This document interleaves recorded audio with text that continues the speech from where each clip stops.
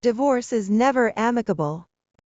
But when Ella Breen packed up her two teenagers and moved across the country to escape her ex-husband, she never expected to find herself in the middle of a supernatural war. Ella stared across the green, hilly landscape, her Highlander packed to the brim with their remaining belongings. The movers were supposed to have arrived yesterday with their furniture, but the house was completely empty. She'd bought the charming craftsman sight unseen. An act of desperation and hope wrapped into one insane decision. Her kids, Asher, 17, and Avery, 14, bickered in the back seat as she navigated the winding Oregon roads. Her phone buzzed with a text from her ex-husband, demanding she make Asher call him. She ignored it. She was done being his personal assistant. Then it happened. A massive white wolf raced across the road, forcing her to slam on the brakes. Before she could process what she'd seen, a black truck ahead swerved violently, clipping a red SUV and sending it flying over the guardrail into the ravine below. Call 911. Ella screamed, already throwing open her door. Stay in the car. Lock the doors. She scrambled down the rocky embankment, her heart pounding. The SUV was crumpled beyond recognition, smoke rising from the engine. Inside, a man with chocolate brown eyes was barely conscious, blood gushing from a wound in his torso. Please, he rasped, reaching for her. Tell Clem I love her. Before she could respond, his eyes flashed an unearthly gold. He lunged forward with supernatural strength, his teeth sinking into her bicep. Ella screamed, trying to pry him off, but he was impossibly strong. Energy exploded around them like a storm. Then, as suddenly as it began, he slumped backward dead. Stumbling away, clutching her bleeding arm, Ella heard movement in the brush. A man emerged, tall, muscular, with emerald eyes that seemed to see straight through her. He wore only swim trunks. His body covered in tattoos, a tribal moon seared into his chest. Are you hurt? He asked, his gaze flicking to her arm. I'm fine, she lied. He bit me. I think he was delirious. The man studied her with an intensity that made her skin prickle. You should go. I'll handle this. A pack of wolves burst into the ravine, snarling and snapping. The man positioned himself between Ella and the beasts. Run, he commanded. She ran. Back at the Highlander, the kids were hysterical. Police and paramedics arrived, but no one seemed interested in taking her statement. The half-naked man disappeared into the woods. And Ella couldn't shake the feeling that nothing about this day was normal. Their new house was beautiful but empty. No furniture, no beds, just sleeping bags on hardwood floors. Ella made the best of it, ordering pizza and telling ghost stories by the fireplace. That night, she dreamed of the man with the emerald eyes. He kissed her throat, then tore it open. She woke gasping, clutching her neck. The next morning, Ella's desperation for coffee drove her to a local shop.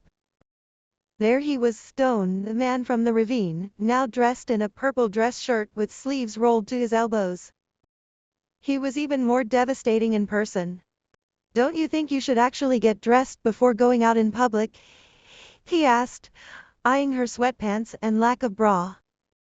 Mortified, Ella grabbed her coffee and fled, only to realize she'd forgotten her kids' drinks. When she returned, Stone was watching her with an amused smirk. After securing the bubble teas, she drove home, determined to put the encounter behind her. But something had changed. She felt restless, powerful.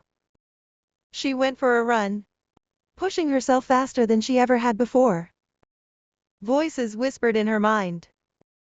Find her. Protect her. At a park by the lake, she spotted a woman on a bench, a woman with green eyes just like stones.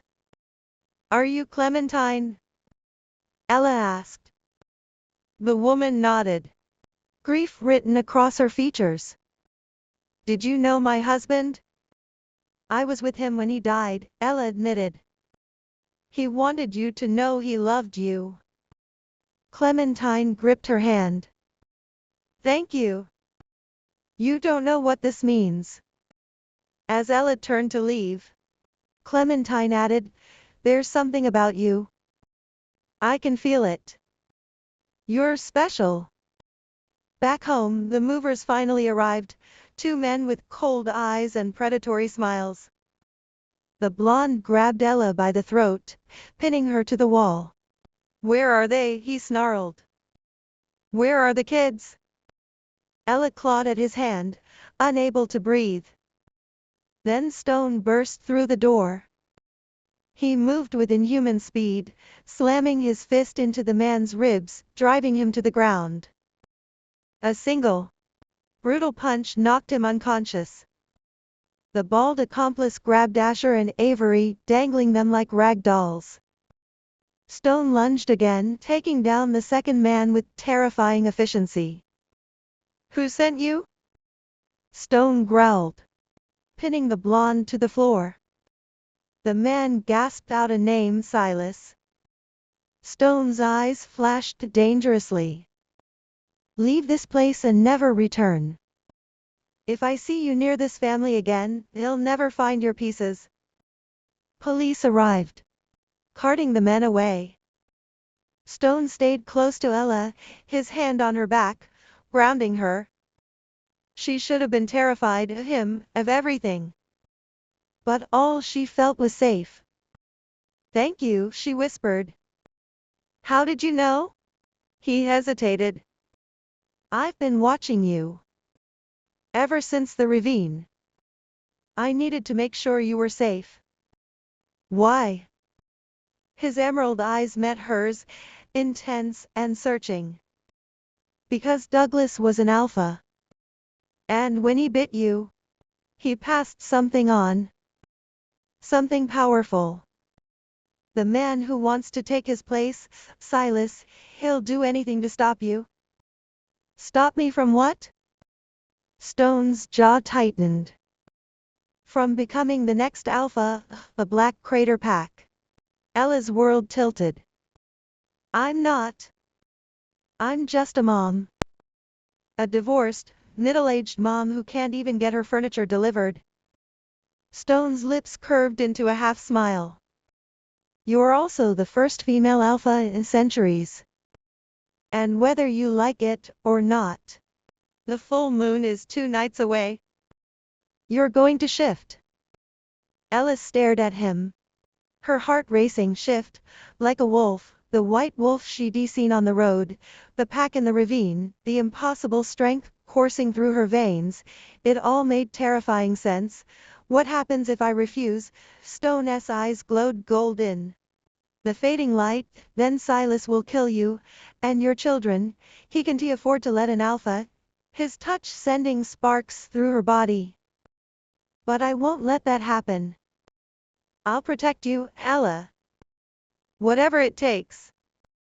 And in that moment, she knew her ordinary life was over. Something wild and dangerous was awakening inside her. And the only man who could save her was the one who terrified her most.